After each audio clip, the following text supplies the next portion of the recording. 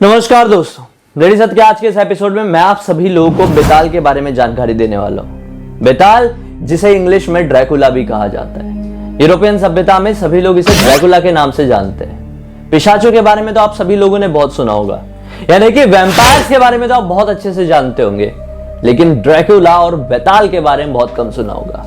आखिर ये है कौन बेताल? बेताल दरअसल एक ऐसा राक्षस कह सकते हैं या फिर एक ऐसा रक्त पिशाच हो सकता है जिसकी शुरुआत भारत से हुई थी। इसके पीछे की कहानी आज आप सुनेंगे तो आपके रोंगटे खड़े हो जाएंगे। ये बात आज से काफी सालों पहले की है, राजा विक्रमादित्य के दौरान की। राजा विक्रमादित्य एक ऐसे शक्तिशाली राजा थे कि उन्होंने भारत के काफी हिस्से में राज कर लिया था। अब वो चाहते थे कि मेरे साम्राज्य में थोड़ी सुख शांति रहे, और इसी वजह से वो एक यज्ञ करवाना चाहते थे। और उस यज्ञ को करवाने के लिए उन्हें मिला एक साधु, एक ऐसा साधु जो हमेशा उनके साम्राज्य में आता था, उनके राज दरबार में आता था और एक अनोखा फल देकर चले जाता था। विक्रमादित्य समझते थे कि ये साधु शायद बहुत ही ज्यादा इंटेलिजेंट है, आगे मैं कुछ काम होगा तो इसी से करवाऊंगा। तो आगे जब ये मौका आया ये शांति वाला यज्ञ करवाने की, तो राजा विक्रमादित्य ने उसी साधु को याद किया। अब वो साधु वहां पर पहुंच गया। साधु ने बोला, इस यज्ञ को अगर संपन्न करवाना है तो इस यज्ञ में एक बेताल की आवश्यकता पड़ेगी। तो दोस्तों, विक्रमादित्य ने भी सोचे कि एक बेताल मैं कहां से लेकर आऊंगा। तब उस साधु ने बताया कि जब तुम यहाँ के पास वाले जंगल में जाओगे तो एक पेड़ के ऊपर एक लाश जैसी लटकी रहेगी। वो लाश नहीं है बल्कि वो बेताल है। उसे तुम्हें उठाकर बस कुछ नहीं करना है, मेरे सामने जाहिर कर देना है। जैसे वो मेरे सामने आएगा समझ लो ये यज्ञ स्टार्ट हो जाएगा और फटाफट ये यज्ञ संपूर्ण भी हो जाएगा। विक्रमादित्य तो अपने साम्राज्य के सुख और शांति के लिए इतना कर ही सकते थे। बस जब भी रात होती थी अपनी तलवार और मशाल उठाकर निकल जाते थे जंगल में, बिल्कुल अकेले और पैदल। जंगल में उस पेड़ के पास पहुंचने के बाद उन्हें दिखाई देती थी उस पेड़ पे लटकी हुई एक लाश। जैसे ही विक्रमादित्य उस लाश को अपने कंधे में लटकाते थे वो लाश में जान आ जाती थी, वो एक बेताल बन जाता था।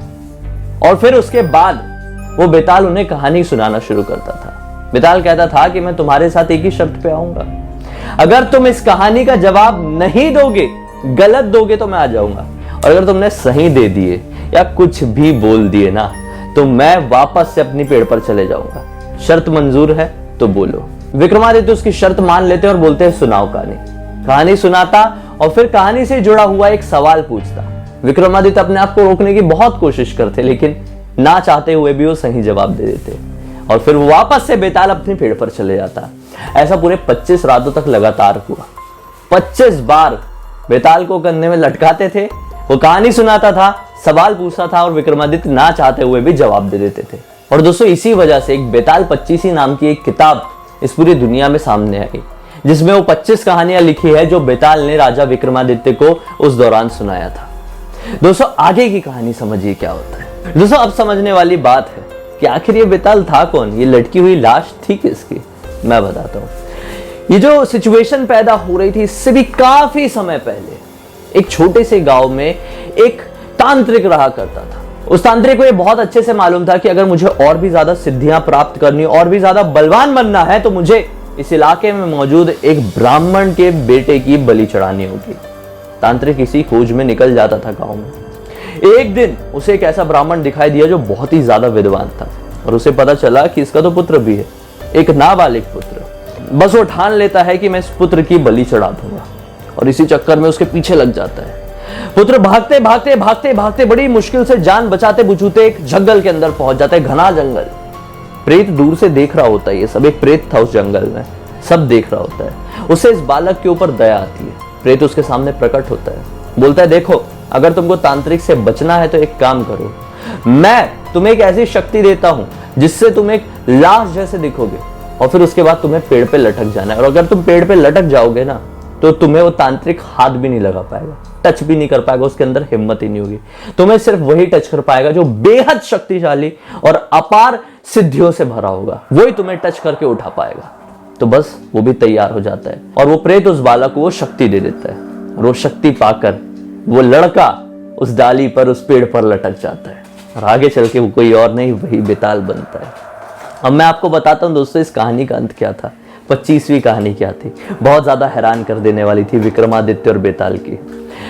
आखिरी दिन जब विक्रमादित्य बेताल को अपने कंधे में लटकाकर लेकर आ रहे थे तो बेताल उन्हें कुछ कहानी सुनाता है, जिससे यह सबक मिलता है कि एक राजा कभी भी किसी के सामने सर नहीं झुकाता है।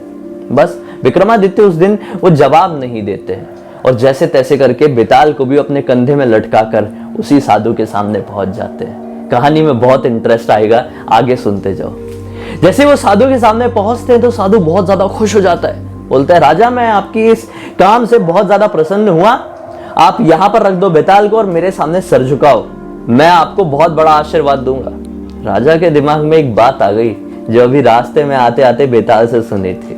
राजा ने कहा कि मैं एक राजा हूं, मैं कभी भी सर नहीं झुकाऊंगा, सर मेरे सामने आपको झुकाना होगा।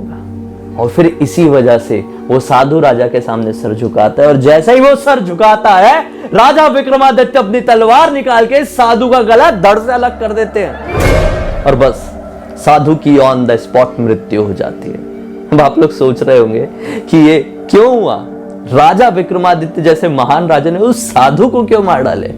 मैं बताता हूं। वो साधु कोई संत महात्मा वाला पुण्य कर्म करने वाला साधु नहीं था, कोई ब्राह्मण साधु नहीं था, बल्कि वो वही तांत्रिक था जो उतने पहले से बेताल का पीछा कर रहा था, जो उतने पहले से बेताल की बलि चढ़ाना चाह रहा था। मैंने जो कहानी सुनाया था ना, ये बेताल बच्चा जो था उसके पीछे तांत्रिक पड़ गया था, वो वही तांत्रिक था।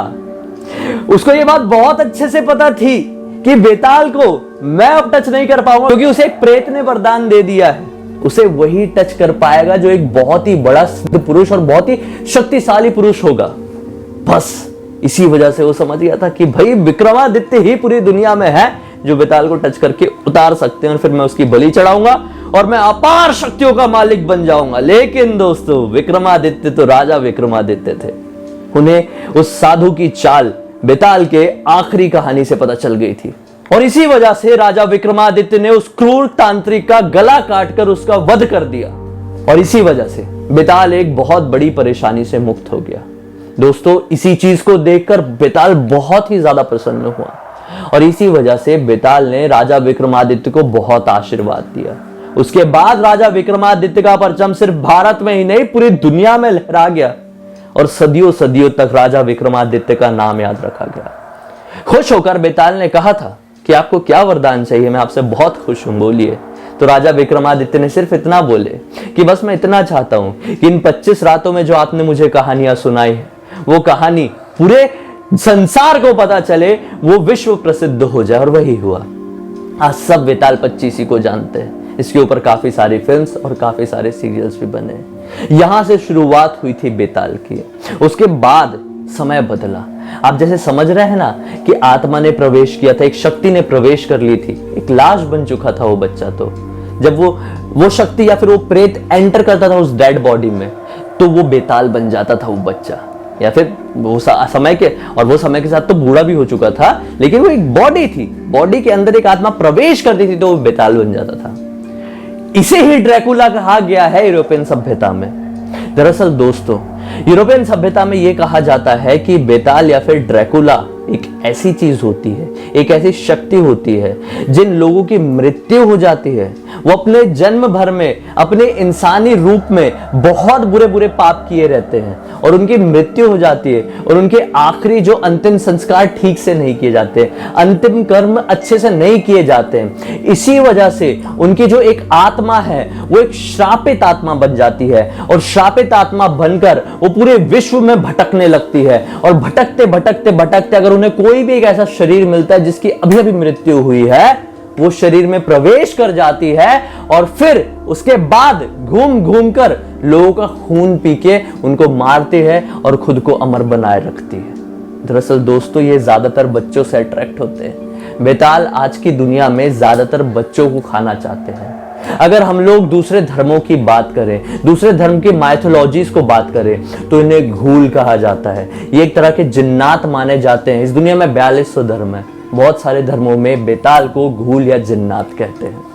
दरअसल दोस्तों इनके अंदर ऐसी शक्तियां होती है ना कि बस ये यूं इंसानों के दिमाग को पढ़ सकते हैं। इनके अंदर ऐसी पावर होती है जो एक समय में खड़े रहकर पास्ट, प्रेजेंट और फ्यूचर, एक सामने वाले इंसान का सब कुछ देख सकते हैं और उसके बारे में सब कुछ बता सकते हैं। ये सिर्फ आंखों से देखकर ही किसी को भी पागल कर सकते हैं। ये सिर्फ दूर से किसी का नाम लेकर ही एक औरत का मिसकैरेज कर सकते हैं। ये दूर से किसी को पुकार के ही उसकी मृत्यु का कारण बन सकते हैं। बेताल इतने ज्यादा शक्तिशाली होते हैं, वो चाहें तो किसी भी इंसान की जिंदगी को पूरी तरह से जहन्नुम बना सकते हैं। बेताल इतने ताकतवर होते हैं। दोस्तों, क्या आप लोगों का पाला कभी किसी बेताल से पड़ा है? क्या आप लोगों ने कभी किसी बेताल की कहानी सुने हैं तो कमेंट सेक्शन में बताइए। नहीं तो नीचे जो दिख रहा है ना, ये मेरा ईमेल आईडी है, अपनी कहानी लिख भेजिए। मैं जरूर अपने आने वाले वीडियो में बनाने की कोशिश करूंगा अगर आपकी कहानी इंटरेस्टिंग होगी तो।